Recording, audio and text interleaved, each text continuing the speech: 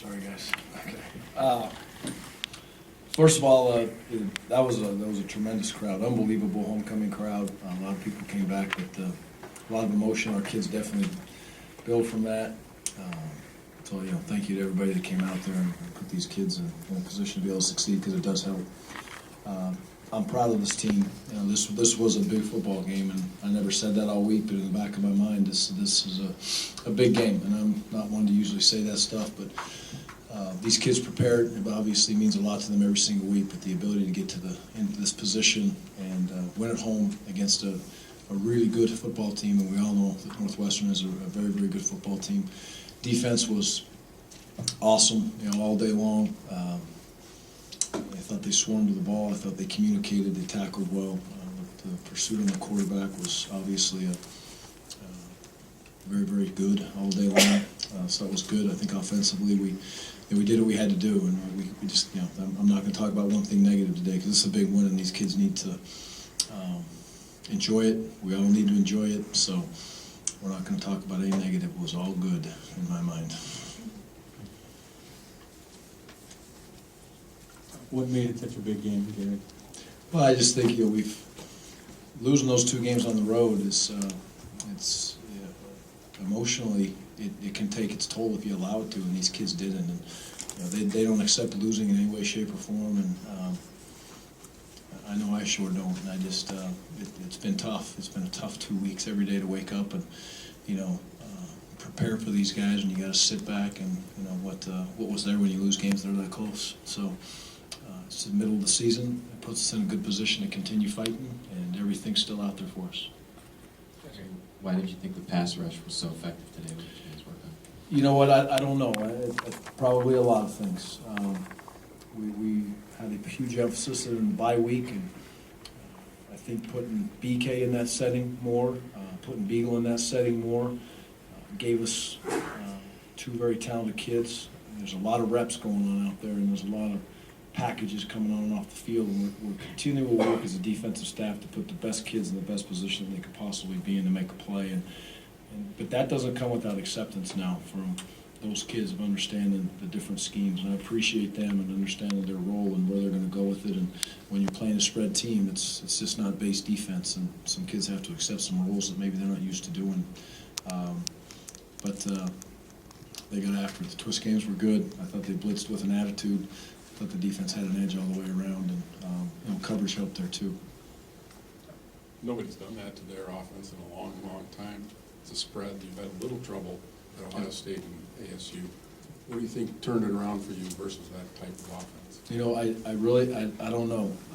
The kids, the players, they just, they were very, very gap sound in the run game today. I think when the ball bounced out sideways, they ran to the ball well. You get some momentum, and momentum's a vicious weapon sometimes, and it seemed to work very well for us today. And I thought we played fast. It just looked like we were fast out there today, which was great to see. You mentioned how difficult, how it could have been emotionally draining, the two losses, and how the kids were prepared. Did you have a sense coming into the game that they were ready, that they did have an edge, or could you tell in practice? No, I wouldn't really say that I felt any different than any game or really any practices that we've gone through. The challenge, like I said, is to just make sure I do my best to have them physically as good as they can be, and that's a unique situation with this team, from the youth that we have to how many older kids we have. And but they practice well. They came out every day and they work, and we had a good night at the hotel last night, and I don't know, whatever we did, we should put it in a can and seal it and unleash it next Saturday. Coming out of the bye, Gary, obviously you targeted several areas. How do you think initially, looking at it, you fared in those areas? I don't have the numbers yet. I think we can say, again, I'm not going to say one thing negative. I'm not going to do it. So I'm going to sit back, and we were able to convert some third downs in some positive situations. Third down defense was greatly improved, which was a big positive also. So special teams wise, the big kickoff return, it was nice to see that team get a big return. They've been so close 2 or 3 times, and Kenzel getting back there makes a big difference. I thought we fielded the punt well all day long, and we were able to put some pressure on that punt team. Obviously, we didn't get a block, but I think we made them a little bit uncomfortable back there as far as punting the football, and Kenzel did a great job of catching them all day long. Brian? Gary, how good was Borland for you today, especially when you had to do against some slot receivers? Yep, you know, Chris, he'll never cease to amaze me, and I don't know if he's ever going to surprise me with the way he plays, but he played at a high level. He plays at a high level every single week. He'll continue to do that.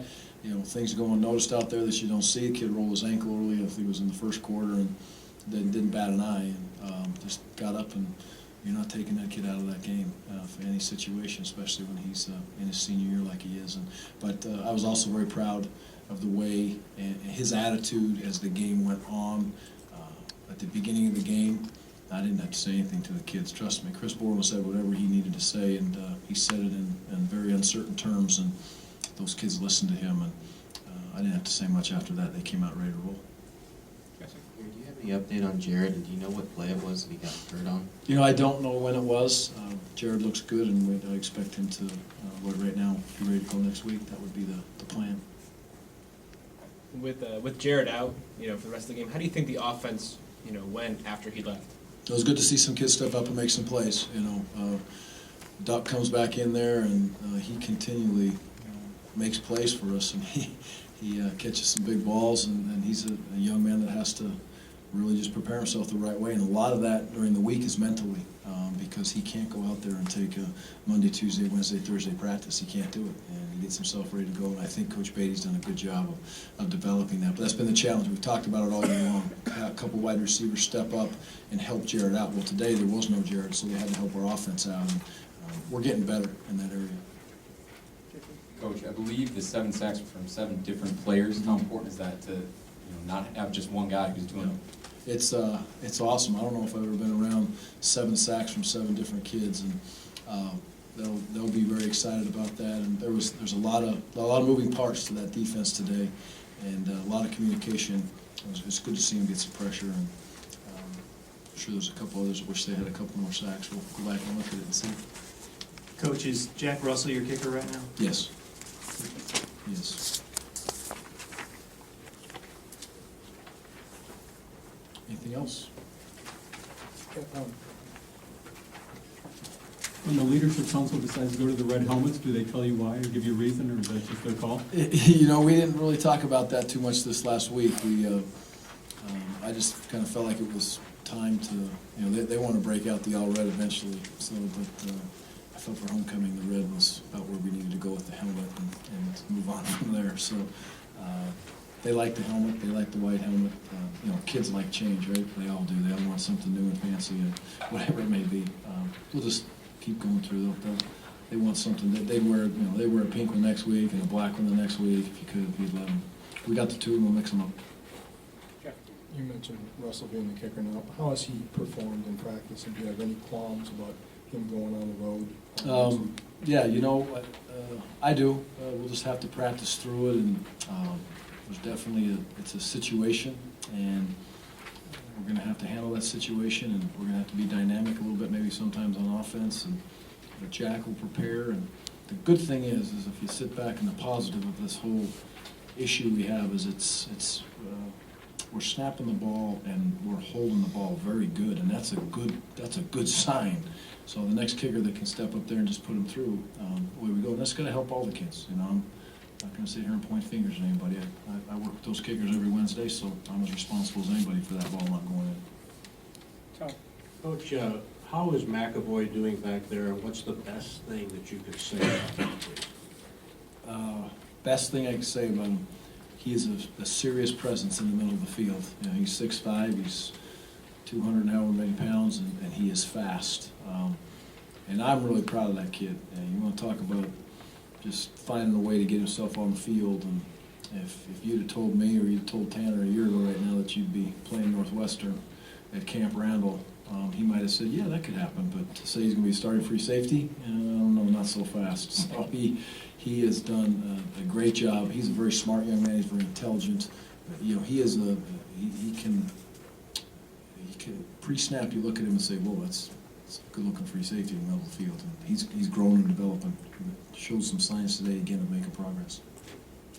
Coach, we haven't even mentioned the running game yet. Is that just because this is kind of what you expect? 286 yards, Melvin with another 70-yard touchdown. I mean, this is status quo at this point. Nope, it should definitely be mentioned without question, and they should all be mentioned. The offensive line, to the tight ends, to the fullbacks, to the wide receivers, to the quarterback checking it, and those tailbacks running the football. Those young men are very talented. We're all very lucky to have them in this program, and they continue to work. But they work so well as a unit in the run game, and it does take all of them. It's great to have unbelievably gifted kids running the ball, and that can go the distance at any moment. But you got to take a long, hard look when it's week in and week out, that people are ganging up on you in there, and those offensive line, and Joel was able to make those checks.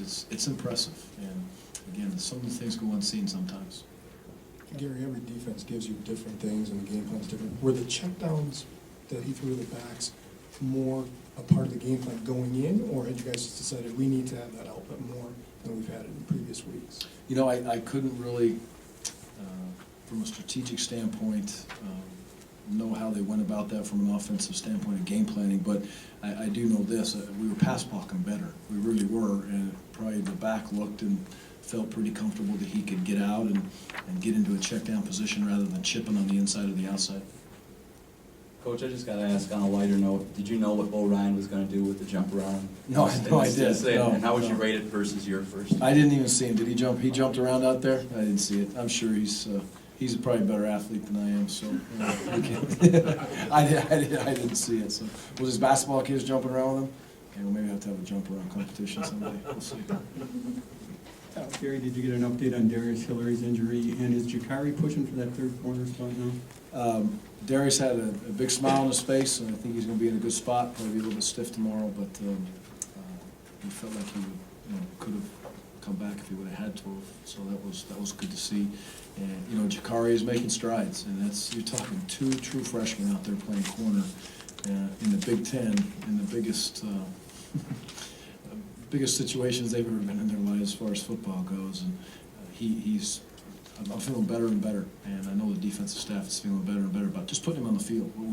Ultimately, we would love to have a package where we can get four corners on the field, and possibly put a Dez back there or whoever it's going to be, and we call it a dime package, and go four corners and a safety, and put Michael or somebody else in the box, and have Chris at a backer spot. And we went to that a little bit in the second half today for the first time, so yeah, we're definitely feeling more comfortable. Coach, I apologize if you don't want any negative thoughts, but Stavi's interception and overall play today, what do you think? Yep, again, no negative thoughts coming out of me today. So I thought Joel has continued to progress. He threw that deep ball, swirling wind out there a little bit, and he dropped that deep ball right on Abby for a tremendous play. And we're going to continue to progress. The throw game is I believe it's improving. We're catching the ball better. I think Joel you always have a few throws that you'd like to take back, and we're gonna keep working on it. It's important to him. It's important to Coach Ludd and the offense. But I like the way when something doesn't go their way, it hurts, but they keep moving, and that's a sign of a good offense and a quarterback. Back. Gary, after the 2 weeks now, do you feel like the mojo is back after today? For me, yeah, I got juice right now. I'm pretty fired up on the whole deal. The kids are. I'm sure you get a win. A win puts people in really good spots, and that's ultimately what you do this for, is to win football games and take care of young men. And they'll feel good. They'll be happy tonight and excited. It was a long stretch after the Ohio State game. Anything else for Coach? Thanks, guys.